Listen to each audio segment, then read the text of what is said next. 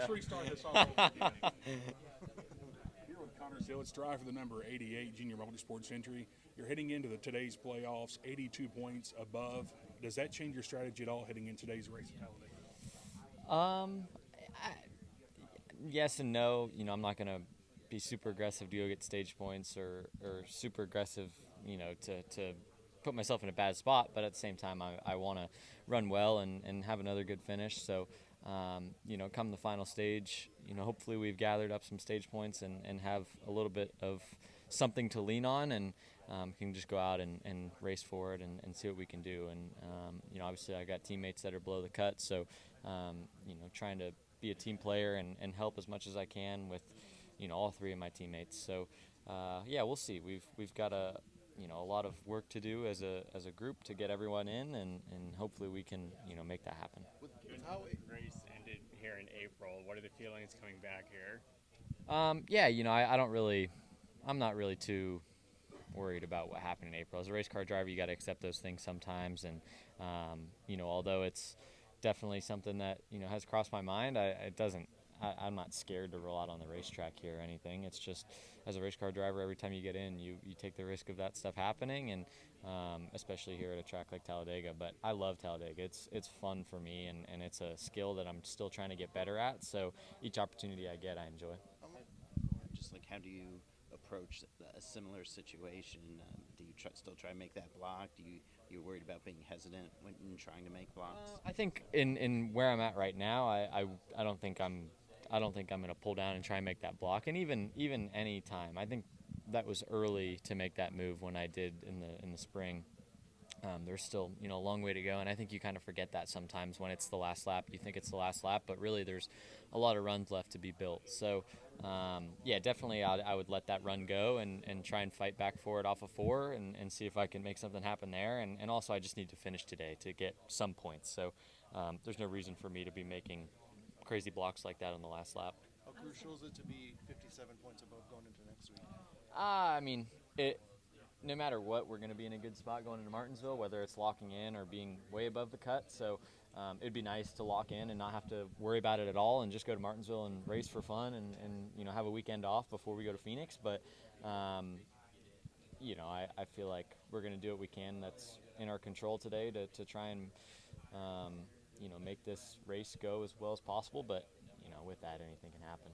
How much do you look to Phoenix? I mean, in the back of your mind, are you kind of preparing, and what do you think of that racetrack and your chances there? Or are you one of these people that's like, oh, we've got, 2 more races, I'm not even thinking about it? Yeah, it's in the back of my mind, but I every Monday I think about what race I have on Saturday, and that's what I focus on. So although we already started working on setups and sim, and I haven't even watched the race back from the spring yet. So I'll get there when I get there, and I don't want to overload myself and overthink it. I'm one of those guys that I can easily get way too deep into things if I try, and I don't want that to really happen to me for this one race. I feel like what I've been doing all year long has worked, so I don't really want to change that just because it's the last race. When you're away from the track, are you driving around with a smile on your face? Is your walk a little lighter? I mean, you've had such an incredible season. Yeah, it's hard for me to be upset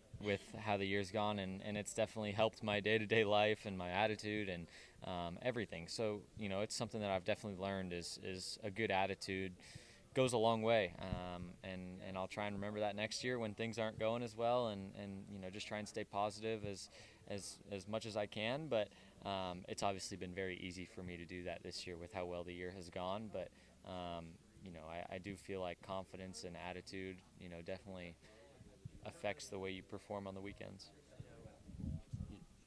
You guys are friends, but is it weird or ironic at all for you to ride in with Jesse this morning? I was driving. Yeah, I drove in. Yeah. We're good friends, and when we put our helmets on, it's a different story, and we're competitors. But we've got a good friendship where we can separate the two and be friends away from the track, and then when we're here, it's a little different. So when you're with these people 30 plus weeks a year, you can't be miserable, and you have to have friends, and you have to have people that pick you up when you're down and are with you when things are going well, and thankfully we have that relationship.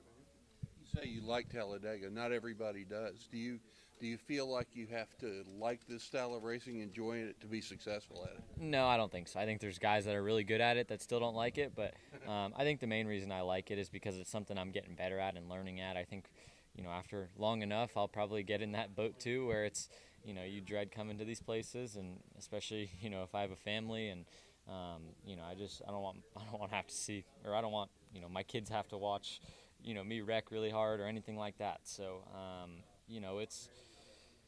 it's definitely something I enjoy because I'm young and I'm getting better at it, and it's just something that I can go out and learn and figure out. But, I'm sure with time that might change, because all the older guys definitely are on the side of they don't like it. But, for me, I enjoy the process of learning things like this. That's what I was going to ask you. Do you think because you are so good, do you expect it a little harder for somebody to give you, get in line here, or because you are so good, they want to be there with you? What's the attitude you feel from your competitors right now?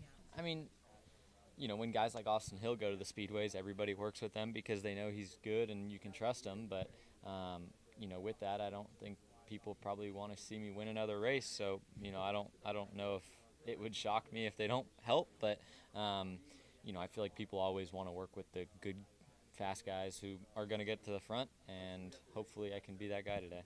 Now, let's talk to you guys who are good at super speedway racing. You had Parker Kligerman in your car at Daytona. Just kind of looking through the aftermath of that, how much of his input into the car and his abilities at super speedways do you take and say, okay, the car is capable of this, so do this or do that in the draft? Does that make sense?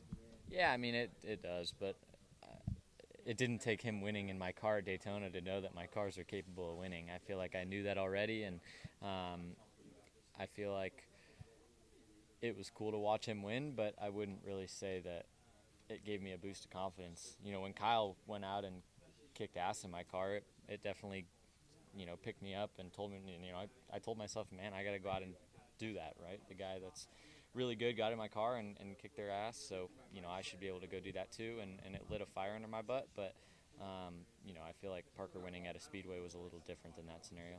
And obviously you contended to win here in the springtime. You also were at the front at Daytona in February. Was there I know you're kind of still early in learning the process of super speedway racing, but was there any kind of eureka moment that you had to understand what it takes to get to the front lane in these races?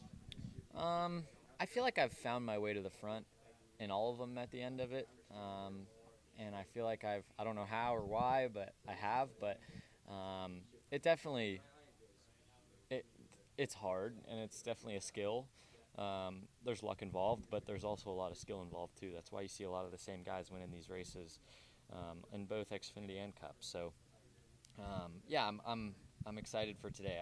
I've learned a lot throughout the year, and I feel like each speedway race I get better and contend more. So hopefully today we can continue to do that. What's your prediction for how the field does at Martinsville next week after the whole springtime fiasco? Man, I don't know. We were racing really hard in the spring, and it wasn't even a playoff race, so it's hard for me to tell what we're going to do when it's the playoffs. But also I remember sitting down at Darlington, and Elton Sawyer and the whole entire NASCAR guys were slapping our wrists for how we race. So hopefully it's clean and we can have a good Martinsville race. I feel like the last one was not fun to watch for the fans. Maybe some fans enjoyed it, but I certainly didn't. My car was destroyed, and I was still out there just racing around for 25th, and it wasn't fun. So yeah, hopefully it goes well, and we can walk out of there and say that was a good race, but I doubt it. Is this the most you've raced in season? I apologize for not knowing, but I mean, this is a longer schedule than I feel like you might have done in one series before.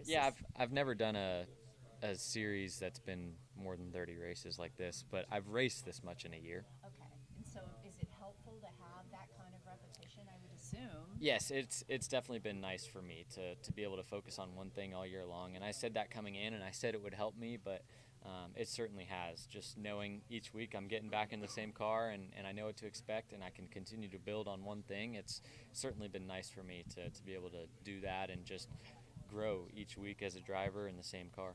When you have the success that you've had and all the wins, how tough is it, or maybe easy is it, to be self-critical and break down the things that you didn't do right when the results are showing you did all those things. You did